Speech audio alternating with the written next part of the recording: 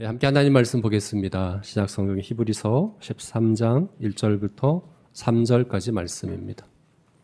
히브리서 13장 1절부터 3절 우리 교독하시고 마지막 3절은 같이 읽겠습니다. 형제 사랑하기를 계속하고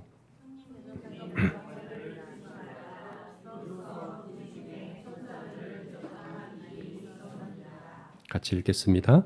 너희도 함께 갇힌 것 같이 갇힌 자를 생각하고 너희도 몸을 가졌은즉 학대받는 자를 생각하라. 아멘. 네, 오늘은 7번째 성품 환대입니다. 예. 전체로서는 7번째이고 또 2월에 우리가 함께 나누고 있는 선함과 관련된 성품에 있어서는 마지막 4번째입니다. 오늘 이제 선함과 관련해서는 마지막 4번째인데 전체를 다시 한번 되짚어 봤으면 좋겠습니다. 선함이라는 성품은 우리 내면 깊이 자리하는 성품이라고 말씀드렸습니다. 그렇게 표현할 수도 있고 또 다르게는 하나님과 보다 더 직접적으로 관련된 성품이라고도 볼 수 있겠죠. 그래서 우리가 선함에 대해서 생각할 때 성경에 예수님께서 자신을 나는 선한 목자다라고 말씀하신 말씀을 우리가 보았습니다. 우리 주님의 하나님의 선하심은 뭔가? 우리를 돌보시고 구원하시고 변화시키시는 목자, 그 역할이 하나님의 선함을 우리에게 보여준다라고 했죠. 그리고 그러면 우리의 선함은 뭡니까? 하나님의 선함이 목자로서의 선함이라면 우리의 선함은 양으로서의 선함이라고 볼 수 있습니다. 그래서 악함은 뭔가? 악함은 바로 선악과를 먹은 것처럼 우리 스스로 하나님과 같이 되고자 하는 생수에 거론된 하나님을 버리고 스스로 판 웅덩이를 의지하려고 하는 것이 바로 악함이다라고 얘기했습니다.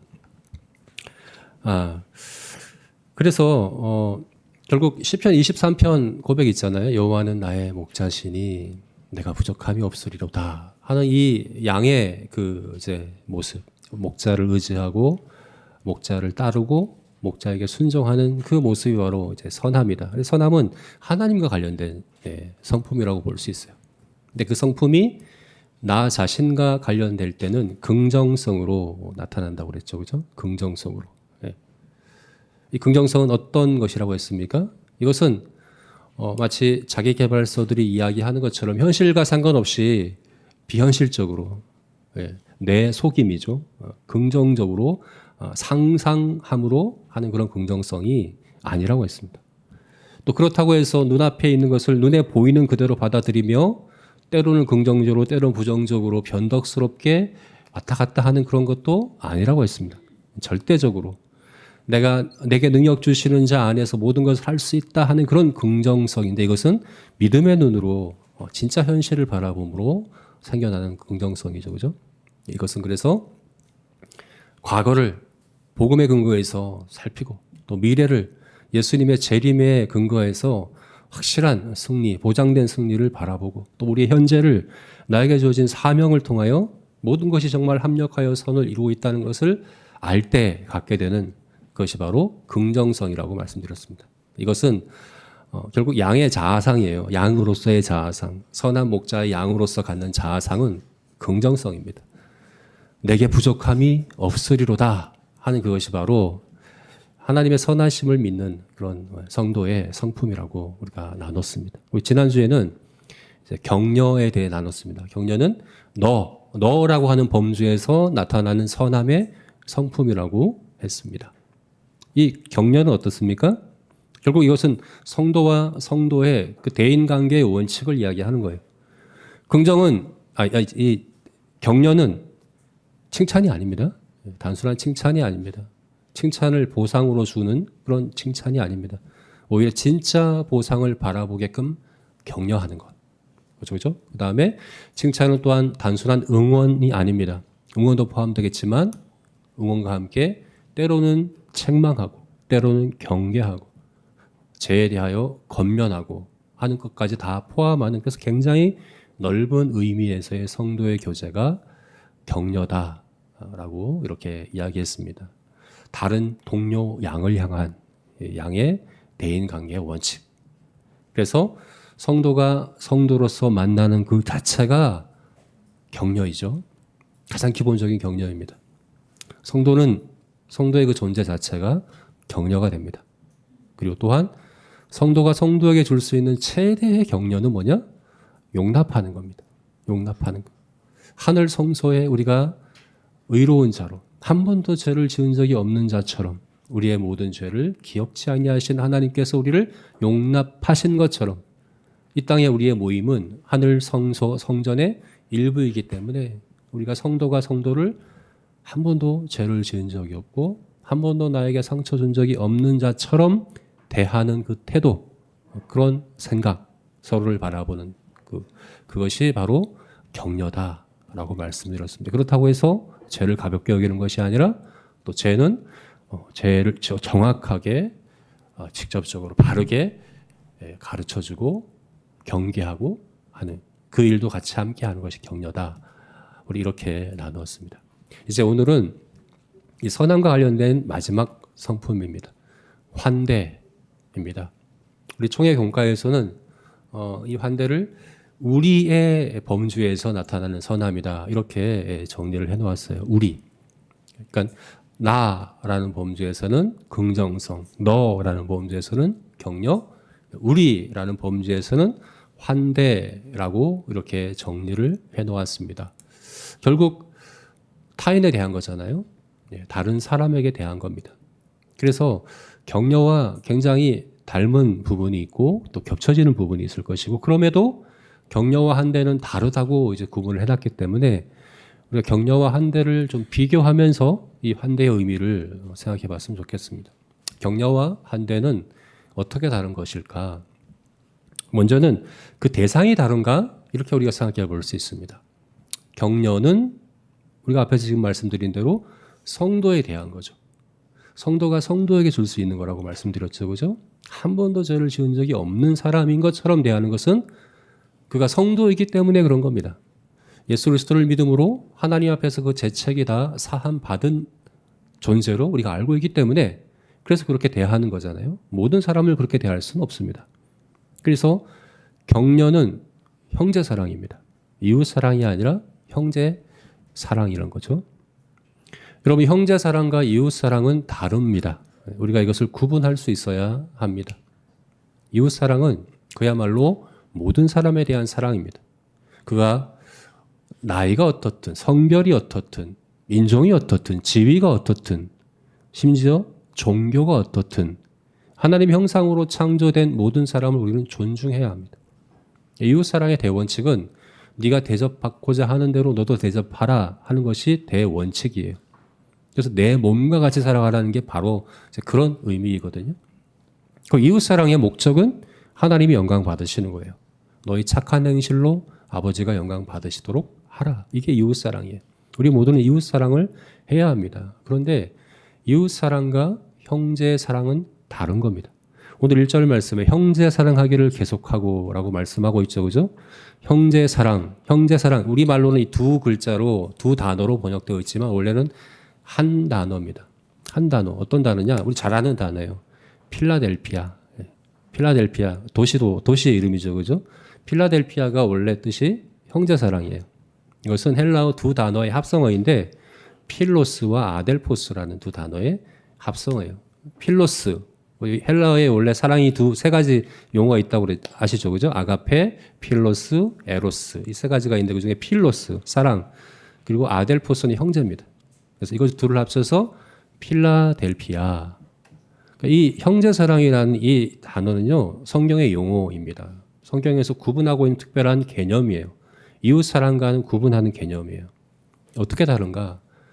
이웃사랑은 모든 사람에 대하여 하나님의 형상으로 존중하고 내 입장과 동일하게 대해주고 또 하나님의 영광 위해서 선한 일을 하는 것이 이웃사랑이라고 한다면 형제사랑은 우리의 구원과 직결되어 있습니다. 마태복음 25장 말씀에 예수님께서 내 형제 중에 지극히 작은 자 하나에게 한 것이 곧 나에게 한 것이다. 이걸 여러분 마지막 심판대에서 심판의 기준으로 하나님 예수님께서 삼으신다고 말씀하세요. 왜 그렇습니까? 결국 구원은 예수님과 연합을 통해서 이루잖아요. 예수님과 내가 연합되어서 예수님이 나의 대표가 되는 거잖아요. 예수님과 연합되어 있다는 것은 예수님의 몸인, 예수님의 지체인 형제에게 대한 우리의 태도를 통해서 그것을 열매로 확인하는 거예요. 그래서 예수님께서는 내 지체 중에 지극히 작은 자 하나에게 한 것이 곧 나에게 한 것이다 라고 말씀하시며 그 행위를 통해 우리의 믿음을 확인하시겠다는 거예요. 성경에 사랑을 믿음의 열매라고 말씀하는데 사랑으로 역사하는 믿음, 그때 이 사랑은 제가 볼 때 이웃 사랑이 아니라 형제 사랑입니다. 형제 사랑으로 우리의 믿음을 확인하실 거예요. 여러분 이것은 구원과 직결된 문제입니다. 그래서 우리가 서로를 형제 자매라고 부르는 이 호칭이 정말 대단한 것이에요. 그냥 호칭이 아니에요. 우리가 또 우리 이제 새가족 환영식을 할 때 우리는 서약해요. 서약식 서명하게 하고 또 제가 교회의 대표로 제가 또 서명을 해요. 뭘 서약하는 겁니까? 이제는 이웃 사랑이 아니라 형제 사랑으로 서로를 대하겠다는 서약이에요. 그래서 한 사람씩 나와서 다 악수를 해요. 우리 성찬식 때, 세례식 때 다른 게 아니에요. 한 떡에 참여, 이 떡을 같이 먹는 당신은 나의 형제입니다. 당신은 용납하는 사랑으로 내가 사랑하겠습니다. 한 번도 죄를 지은 적이 없는 것처럼, 한 번도 나에게 상처 준 적이 없는 것처럼 그것이 당신을 대하는 나의 기본적인 태도입니다. 이건 모든 사람을 대한 게 아니에요. 형제에 대한 것이에요. 그래서 여기 형제 사랑이라고 하는 것이 격려, 우리가 앞에서 말씀드렸듯이 격려는 형제에 대한 사랑이라고 말씀드렸잖아요. 근데 오늘 2절 말씀에 손님 대접하기를 잊지 말라. 이 손님 대접이라고 한 이 단어가 이것도 우리 한글 두 단어로 이렇게 번역되어 있지만 이것도 원래는 한 단어입니다. 앞에서 이제 형제 사랑이 필라델피아라고 그랬잖아요. 이 손님 대접도 한 단어예요. 뭐냐면 필록세니아라는 단어예요. 이것도 똑같이 합성어예요. 필로스와 크세노스라는 두 단어의 합성입니다. 필로스가 사랑이라고 그랬죠, 그죠? 필로스가 사랑이고 크세노스는 낯선이, 손님이란 뜻이에요. 그럼 문자적으로 어떤 의미입니까? 손님 사랑이에요. 네. 낯선이 사랑. 필라델피아가 형제 사랑, 그리고 필록세니아가 낯선이 사랑. 그러니까 우리가 지금 환대라고 하는 것을 보고 있는데 이 환대가 성경에는 어떻게 표현하고 있냐면 손님 사랑, 낯선이 사랑 이렇게 표현되어 있다는 거죠. 그래서 우리가 그러면 환대는 형제 사랑과 다른 거구나. 형제 사랑이 격려라고 한다면 그리고 이 환대는 그것과 분리되게 손님 사랑, 낯선이 사랑, 그러니까 모든 사람을 대한 이웃 사랑이 바로 이 환대이구나. 이렇게 우리가 생각할 수 있다 하는 거죠, 그죠?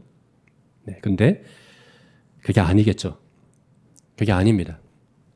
왜 그런가 하면 히브리서가 우리가 전에 우리 히브리서 전체를 한번 강의를 했었는데 우리가 보고 있는 이 13장 1절부터 3절 말씀은 보다 더 큰 단락에서 우리가 봐야 되는데 12장 14절이 그 단락의 시작이에요. 한번 읽어볼까요? 같이 읽어보겠습니다. 모든 사람과 더불어 화평함과 거룩함을 따르라. 이것이 없으는 주를 보지 못하리라. 이 12장 14절 말씀이 세 단락이 시작이 되는 건데 이전 단락은 무슨 단락이냐? 지난주에 우리가 함께 봤어요. 모든 무거운 죄와 얽매기 쉬운 것을 벗어버리고 우리 앞에 당한 경주를 달려가고 이것이 12장 1절이거든요. 그러니까 바로 앞 단락에서 얘기하는 건 뭐냐? 믿음의 경주에 대해서 이야기했어요. 우리가 믿음의 경주를 잘 달려가야 한다. 그런데 갑자기 14절부터 다른 이야기를 합니다. 모든 사람과 더불어 화평함과 거룩함을 따르라. 여러분 이 히브리서 전체는 한편의 설교거든요. 설교라는 게 그렇잖아요. 설교는 맥락이 있고 흐름이 있고 논리가 있는데 제가 갑자기 얘기하다가 갑자기 다른 얘기하면 이상하잖아요. 그죠? 그런 얘기가 아니에요. 같은 흐름 가운데 이야기를 하고 있는데 여기서 말하고 있는 모든 사람과 더불어 화평함과 거룩함을 이루라는 것은 결국 우리가 달려야 하는 그 경주가 팀 경기라는 거예요. 우리 동계올림픽 때 팀 추월 경기라는 게 있었잖아요. 팀 추월 경기는 세 사람이 달리는데 그 팀의 기록은 마지막에 들어온 사람의 기록이 되는 거예요. 혼자만 빨리 달린다고 되는 게 아니에요. 우리의 믿음의 경주는 함께 달리는 겁니다. 그래서 여기서 얘기하는 모든 사람이란 그야말로 모든 사람이 아닙니다. 직장에서 만나고 우리 이 옆집에서 만나고 길 가다 만나는 그 모든 사람과 화평함을 이루라는 게 아닙니다. 여기서 말하는 모든 사람은 성도입니다. 동료, 성도입니다. 형제입니다. 그래서 모든 사람과 더불어 화평함을 이루라는 얘기는 결국 교회의 하나됨을 이야기하는 거예요. 교회가 한 몸이 되라, 하나가 되라. 그리고 화평함뿐만 아니라 뭐라고 또 얘기합니까? 거룩함을 따르라. 이것이 없이는 아무도 주를 보지 못하리라. 그러니까 주님 앞에서의 마지막 심판 때에 우리가 우리의 구원을 결정하는 형제 사랑의 측면에서 지금 이야기를 하고 있는 거예요. 그리고 우리가 오늘 본 말씀 13장 1절부터의 말씀은 여기에 이제 해당하는 거예요. 바로 화평함이 오늘 본문에서 이야기하고 있는 부분이에요. 이어지는 4절부터 6절은 거룩함에 대한 말씀으로 이어집니다. 성적인 부분과 돈에 대한 것에 대해서 이야기하는 것이 바로 다음에 나오는 말씀입니다. 그 7절 말씀은 따르라, 본받으라 하는 말씀에 대해서 얘기하거든요. 결국 뭡니까? 오늘 우리가 보고 읽은 1절부터 3절 말씀은 1절은 형제사랑에 대해서, 2절은 손님 대접에 대해서, 3절은 학대받는 자를 생각하는 것에 대해서 서로 각각 서로 다른 것들을 이야기하는 게 아니라 전체가 하나를 이야기하고 있습니다. 바로 형제사랑에 대해서 이야기하고 있는 전체가 형제사랑에 대한 말씀으로 우리가 이해를 해야 돼요. 또 다른 중요한 증거가 뭐가 있냐면 우리 2절 말씀에 뭐라고 말씀하냐면 손님 대접하기를 잊지 말라. 또 뭐라고 얘기합니까? 이로써 부지 중에 천사들을 대접한 이들이 있느니라. 부지 중에 천사를 대접한 것은 창세기 18장에 나온 아브라함의 얘기를 하는 거거든요. 아브라함이 세 사람이 나그네를 대접했어요. 근데 결국 봤더니 그들이 천사였죠. 그죠? 그리고 그들이 또 가서 소돔성에 갔더니 롯이 또 그들을 또 대접합니다. 근데 둘의 차이가 있어요. 아브라함이 대접할 때는 세 사람이었는데 롯이 대접할 때는 몇 사람입니까? 두 사람밖에 없었어요. 롯은 두 사람을 대접하고 아브라함은 세 사람을, 중간에 한 사람이 빠졌잖아요. 그래서 많은 성경학자들이 한 사람을 성육신 전 성자 하나님으로 해석을 합니다. 우리 예수님인 거예요. 예수님께서 그들 앞에 천사들과 함께 서셨던 거죠. 결국 아브라함은 예수님을 대접한 겁니다. 여기 얘기하고 있는 부지 중에 천사를 대접한 이들이 있었느니라. 우리가 손님을 잘 해야 되는 이유가 천사를 대접하기 위함이다. 이렇게 이해하면 좀 이상해요. 왜냐하면 천사 대접하는 거 뭐 대단한 겁니까? 천사는 우리를 섬기라고 보낸 존재들인데 우리는 왕이고 천사는 종이잖아요. 우리가 천사 대접하는 게 뭐가 대단합니까? 근데 예수님께서 부지 중에 예수님 대접하는 것에 대해서 분명히 말씀하셨어요. 마태복음 25장 말씀이죠. 내가 줄일 때 너희가 먹을 것을 주었고 내가 목마를 때 네가 물을 주었고 내가 아플 때 네가 돌아보았고 내가 갇혔을 때 네가 찾아와 주었다. 그러자 의인들이 물어봐요. 우리가 언제 그렇게 했습니까? 언제 우리가 주님께 그렇게 했습니까? 내 형제 중에 지극히 작은 자 하나에게 한 것이 곧 나에게 한 것이다. 부지 중에 한 거예요. 모르고 한 거예요. 근데 실제로 예수님을 대접한 거라고 말씀을 하잖아요. 여러분 이것은 모든 이웃에 대한 말씀으로 해석하면 안 돼요. 형제에 대한 겁니다. 교회 안의 지체, 예수님의 몸인 지체들을 그렇게 대접하고 섬기는 것이 예수님께 한 것이라는 이야기입니다. 그래서 사회복지단체들 중에서 기독교 관련 사회복지단체들 중에서 왜 소외된 이웃들에 대한 그들을 돌보고 그들에게 나누고 하는 것들을 이 마태복음 25장을 가지고서 이야기하는 경우를 자주 보는데 잘못된 해석입니다. 그건 모든 이웃에 적용하면 되는 말씀이 아니에요. 교회 안에 형제 가운데 작은 자, 형제 가운데 누구에게 하는 것이 예수님께 한 것이다 는 말씀이에요. 그래서 여기 이야기하는 손님은 형제로 해석해야 합니다. 환대는 이웃 사랑이 아닙니다. 형제 사랑입니다. 격려와 마찬가지로 그 대상이 형제입니다. 우리 그렇게 이해를 해야 됩니다. 자, 그러면 또 이렇게 질문해 볼 수 있죠. 그러면 대상이 다른 게 아니면 방식의 차이구나. 같은 형제에게 대한 사랑인데 격려와 환대는 그 사랑의 방식의 차이구나라고 우리가 생각해 볼 수 있겠죠. 2절 말씀에 그렇게 또 번역되어 있잖아요. 손님 대접하기를 잊지 말고 대접. 예. 손님 대접 이게 바로 환대거든요.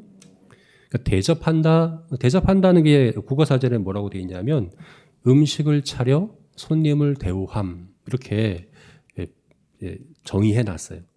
대접하는 거 결국 음식을 차려 손님을 대접하는 것이고 대우하는 것이다. 대접 그러면 뭔가 물질을 제공하는 그죠? 그에 필요한 것들을 제공해 주는 그것이잖아요. 그죠? 환대, 대접, 접대. 대접과 접대는 같은 한자거든요. 대접, 접대. 말만 앞뒤가 다 바뀐 거잖아요. 이을 접자에 기다릴 대자거든요. 그러니까 대접이나 접대는 뭔가를 제공함으로 이제 영접하는, 맞아주는 그걸 이제 대접, 접대라고 볼 수 있는데 접대와 환대는 뭐가 다를까요? 접대, 환대 둘 다 기다릴 대자를 써요. 근데 접대는 이을 접자, 이을 접자를 쓴 거예요. 접대라면 환대는 기쁠 한자를 씁니다. 기쁠 한자, 기쁨으로 맞이하는 거. 좀 다르죠, 그죠? 어떤 부분이 다르냐 할 때는 대접은 뭔가 물질적인 제공에 초점이 있어요. 뭔가를 제공하는 거예요. 근데 환대는 뭡니까? 태도에 초점이 있어요. 기쁘게, 따뜻하게 맞아주는 거. 그래서 여러분, 단순히 환대를 대접하는 거다라고 이해를 하게 되면 2절 말씀에는 맞아요. 2절 말씀에 손님을 대접한다. 찾아온 나그네에게 음식을 제공하고 또 잠자리를 제공하고 쉴 곳을 제공하고 그것은 이제 제공하는 거 맞아요. 그래서 환대에는 대접도 포함되는 게 맞아요. 근데 3절 말씀은 대접하는 건 아니거든요. 3절 말씀에 갇힌 자를 생각하고 학대받는 자를 생각하라. 여러분 갇힌 자에게 뭘 대접합니까? 감옥에 갇혀 있는 사람에게 영치금을 넣어준 오늘날은 그게 가능하지만 당시는 그거 불가능하거든요. 갇힌 자, 감옥에 갇힌 자에게 우리가 뭘 물질적인 걸 제공하겠습니까? 감옥의 환경을 좀 좋게 만들어 줄 수 있게 그런 게 불가능하거든요.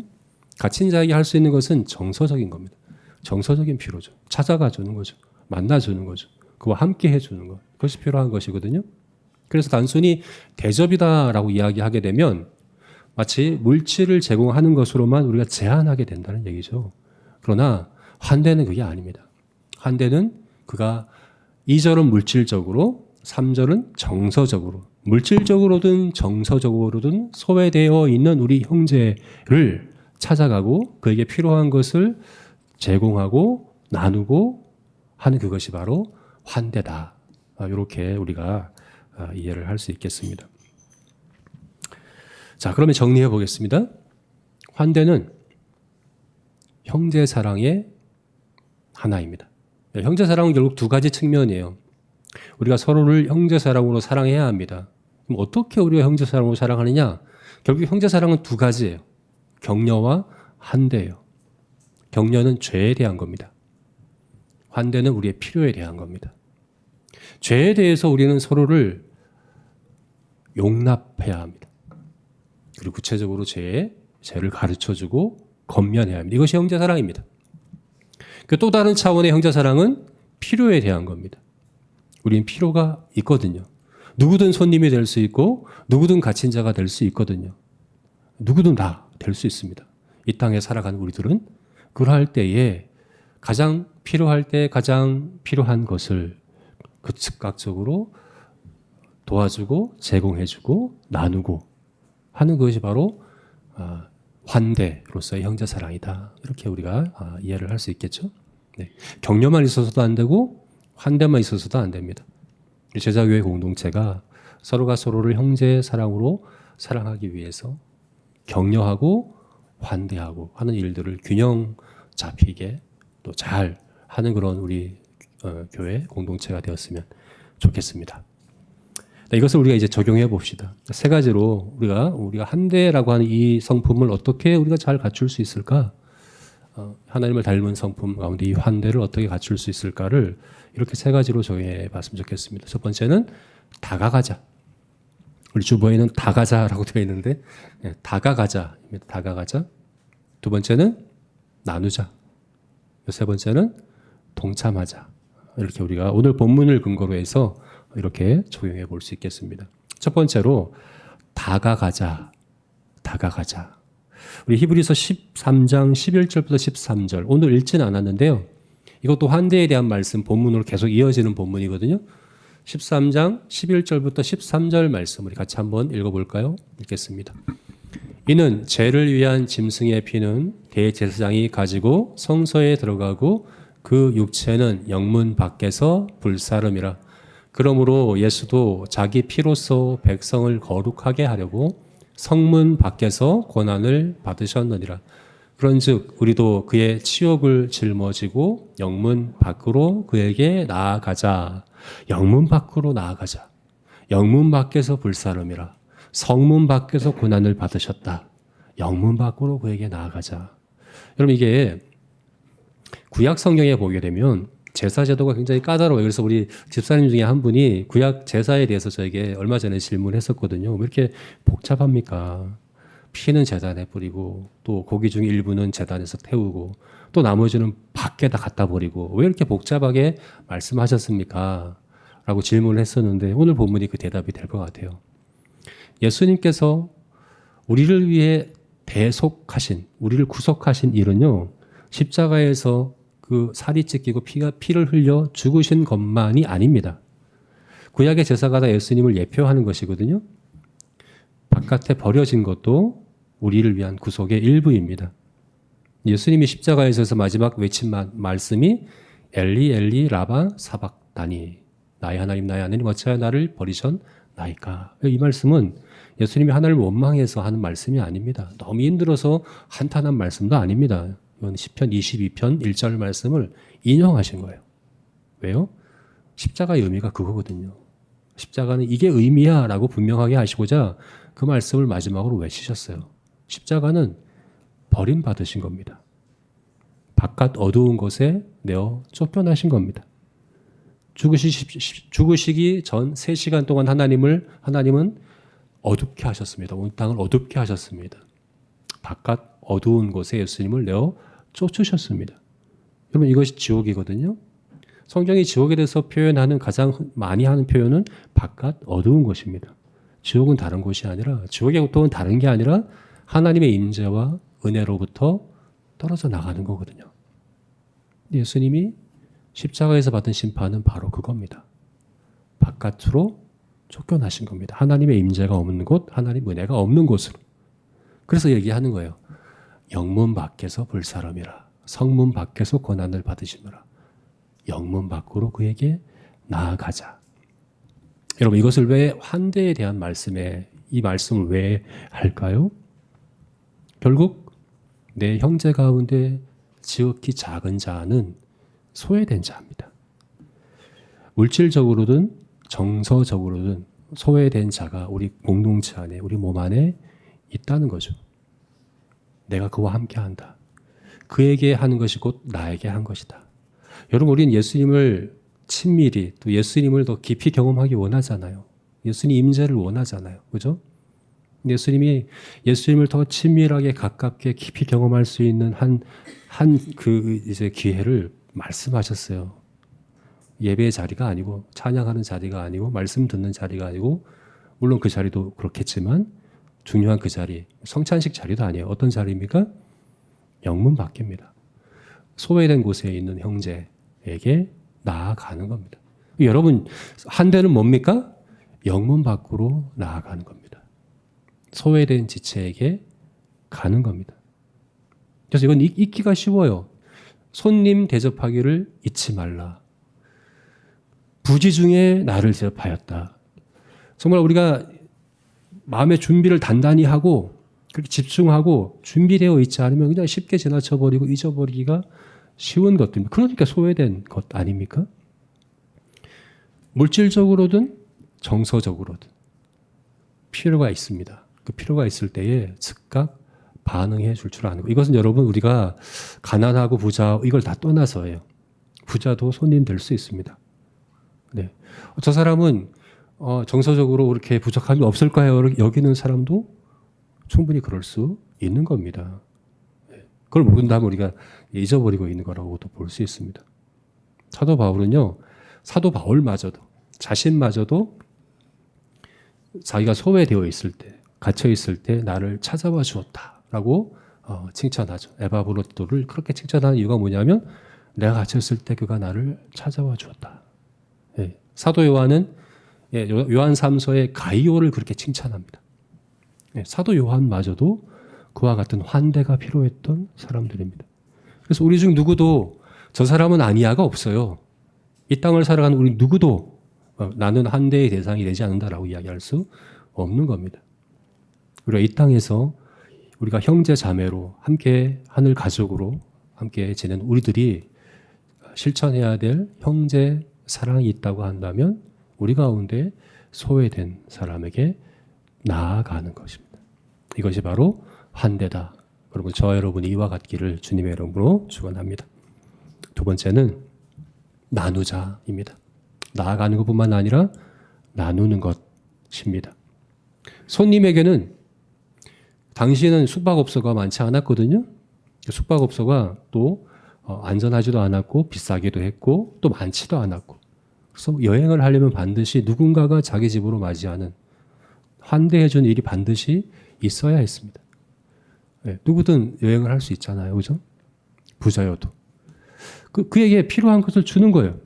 목이 마르면 물을 주고, 또 잠자리가 필요하면 잠자리를 제공해 주고, 음식이 필요하면 음식을 주고, 따뜻한 옷이 필요하면 옷을 걸쳐주고, 그렇게 하는 거예요. 감옥에 갇혀있는 사람에게는 직접 찾아가서 위로하고 함께하고 그렇게 하는 거예요. 이게 바로 이 환대다라고 이야기를 하는 겁니다. 가장 필요한 때에 가장 필요한 것을 구체적으로 실천하는 것. 마태복음 25장 말씀 볼까요? 우리 함께 마태복음 25장 35절부터 40절까지 말씀을 한번 읽어봅시다. 예수님께서 이렇게 말씀하셨습니다.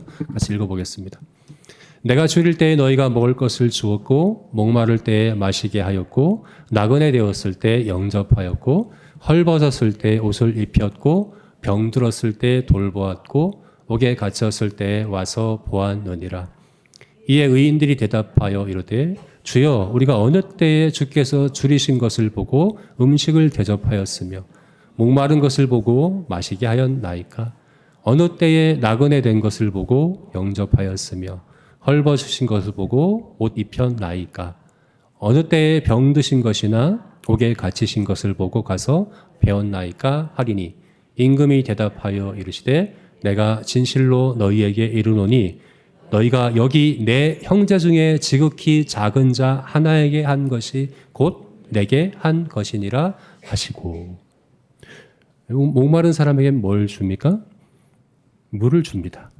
배고픈 사람에게는 음식을 줍니다. 헐벗은 사람에게는 옷을 줍니다. 병든 사람은 돌봐줍니다. 갇힌 사람은 찾아가 줍니다. 큰 것을 이야기하지 않았어요. 가난하고 헐벗은 사람을 가난을 해결해 주라고 이야기하는 게 아닙니다. 병든 사람의 병을 고쳐주라는 것도 아닙니다. 감옥에 갇힌 사람을 석방시켜 주라는 얘기도 아닙니다. 만약 그런 거라면 나는 재벌이 아니어서 난 못해요. 나는 의사가 아니기 때문에 못해요. 나는 변호사가 아니기 때문에 할 게 없어요. 할 수 없어요. 라고 이야기할 수 있지만 그런 게 아니에요. 물 한 잔 주는 거 누가 못하겠습니까? 아무리 가난해도 음식 제공하는 거 계속 하라는 것도 아니에요. 배고플 그때 가장 필요할 때 음식 주는 거 누가 못하겠습니까? 찾아가 줄 만큼 그렇게 내가 하루에 1시간도 내가 뺄 수 없을 만큼 그렇게 바쁘십니까? 아니잖아요. 그죠? 핑계할 수 없습니다. 내가 로또가 되면 10억을 할까 20억을 할까 이게 아니라 지금 주머니에 있는 10,000원으로 지금 내가 할 수 있는 만큼의 그것으로 형제의 필요를 내가 어떻게 반응하느냐에 대한 말씀이라는 거예요. 누구나 할 수 있고 또 누구나 해야 하는 것입니다. 야고보서 2장 말씀 볼까요? 야고보서 2장 15절부터 17절 말씀. 이것도 같이 읽겠습니다. 시작.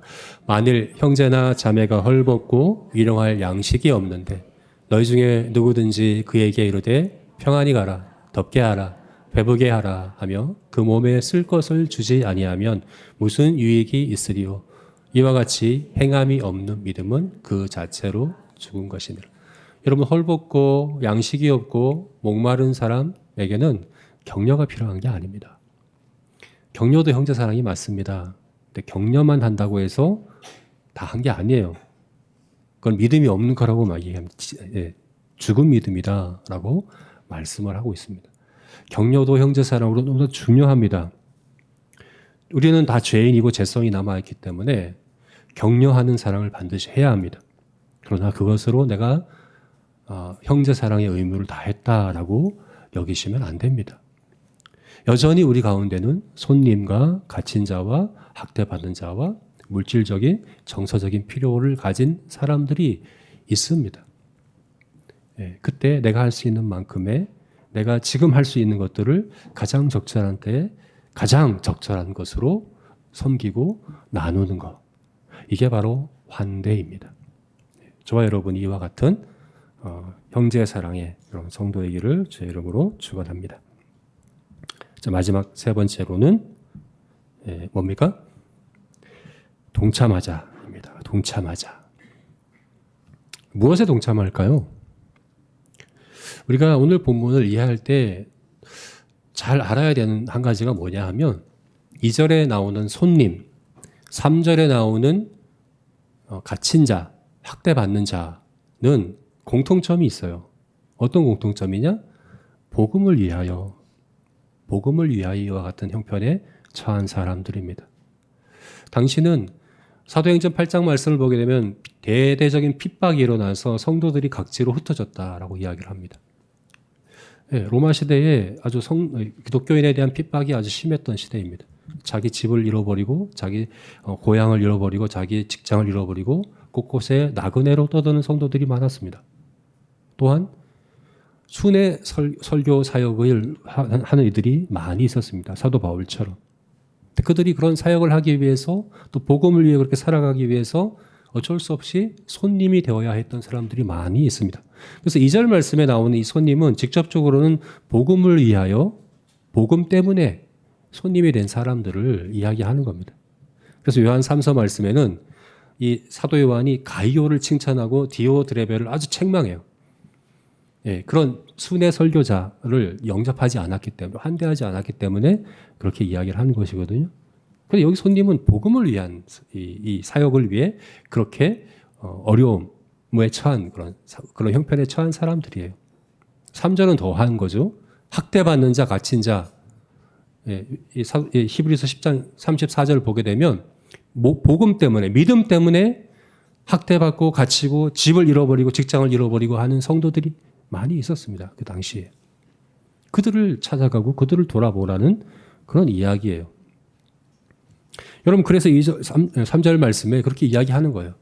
너희가 함께 갇힌 자 같이 함께 동참하라는 얘기거든요. 나는 지금 갇혀 있지 않지만 다른 사람의 이야기로 생각하면 안 된다는 얘기예요. 함께 갇힌 자처럼 또 너희도 몸을 가졌은즉 공감하라는 얘기거든요. 동정하라는 얘기거든요. 예수님이 우리의 모든 연약함을 체휼하신다 할 때 체휼하시는 것, 동정하신다는 것. 이건 함께 경험한 사람만 할 수 있는 거거든요. 성부 하나님은 우리를 동정하지 못하세요. 사람이 되신 적이 없기 때문에. 근데 예수님은 우리를 동정하세요.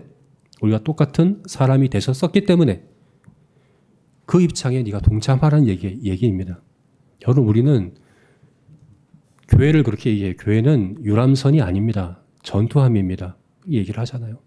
유람선이면 그냥 유람하면서 즐겁게 흥겁게 안전하게 안락하게 편하게 즐기면 돼요. 근데 전투함은 그렇지가 않아요. 전투함은 대의 명분이 있어요. 내 작은 필요, 내 작은 것들 기본적인 것을 희생하면서 따라야 될 큰 대의가 있는 게 우리들이에요. 그래서 이렇게 비유해야 될지 모르겠지만 사실 우리는 영적 비상계엄령 상황 가운데 있는 사람들이에요. 여러분 계엄령은 국민의 기본권을 제한하잖아요. 왜? 더 크고 중요한 일이 있기 때문에 하는 거거든요. 지금 현재 그 시점하고 좀 관련해서 이해하는 거 아닙니다. 우리가 그렇다는 거예요. 우리는 다 명분이 있는 사람들이에요. 따라야 될 명분이 있는 사람들이에요. 근데 여러분 우리가 그 복음을 위해서 손님이 되고 갇힌 자가 되고 학대받는 자가 되고 자기 삶을 희생하고 포기한 사람들에 대해서 무관심하다면, 남의 일처럼 여긴다고 한다면, 나는 상관없는 이야기라고 여긴다면 심각히 우리는 우리 자신을 돌아봐야 합니다. 중요한 형제사랑의 한 부분을 놓치고 있는 것이기 때문에 그렇습니다. 오늘 우리 박상도 선교사님 오랜만에 이제 오셨는데, 네, 이제 오후 예배 때 나눠주실 겁니다. 선교에 동참하는 거예요. 우리가 보내는 선교사로 함께 기도하고 물질로 함께하는, 우리가 그 자리에 함께 가는 겁니다. 그리고 우리 있는 자리에서 복음을 위해 우리가 기꺼이 그렇게 살아가야 합니다. 복음을 위한 이 대의 명분에 우리가 하나가 되는 것, 이것에 우리가 물질적으로, 정서적으로, 시간적으로 함께 동참하는 것, 이것이 바로 환대다. 또 우리가 이렇게 적용했으면 좋겠습니다. 자, 이제 말씀을 맺겠습니다. 여러분, 이제 오늘 환대를 통해서 선함이라는 성품의 모든 관련된 성품들을 함께 나누었습니다. 선함은 하나님과의 관련된 성품이라면 나 자신과는 긍정성으로, 또 옆에 있는 지체에게는 격려와 환대로. 이것이 내가 환대를 잘하면, 그죠? 환대를 잘하면 격려와 긍정성도 함께 잘하게 되어지겠죠, 그죠? 나는 긍정적인데 환대도 못하고 격려도 못해. 이거는 거짓입니다. 가짜입니다. 네. 내가 긍정적이면 다른 사람을 격려하고 환대하는 일도 잘하게 되어 있는 것이죠. 네. 저와 여러분 이와 같이 선함과 긍정성과 격려와 환대의 성품을 잘 갖춰감으로 우리 하나님을 닮아가는 그런 우리 제자교회 모든 성도들 되어지시기를 주의 이름으로 축원합니다. 아멘. 이렇게 기도하시겠습니다.